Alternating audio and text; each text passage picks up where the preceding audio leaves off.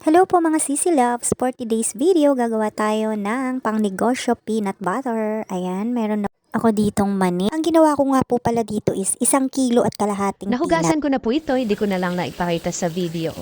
And then, ayan, pinrito ko po siya hanggang sa maging malutong po siya. Dapat po kasi dito yung mani is tama yung luto niya. Hindi naman siya overcook pero dapat talaga naka-fry po siya ng mabuti. Ayun po kasi ang sikreto ng masarap na peanut butter.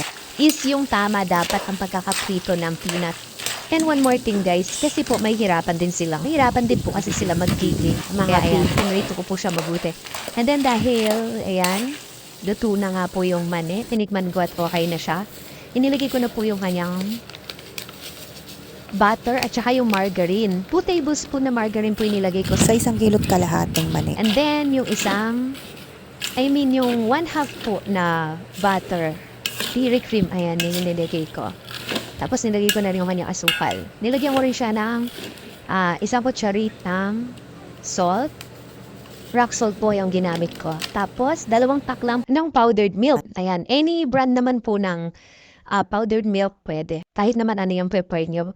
Sabi din po dun sa vlog, pwede daw po dito yung cream or skim milk. So, ayan. Tapos, ayan, pinagiling ko na nga. Hindi ko na po napakita dahil sa palengke po yun kanina.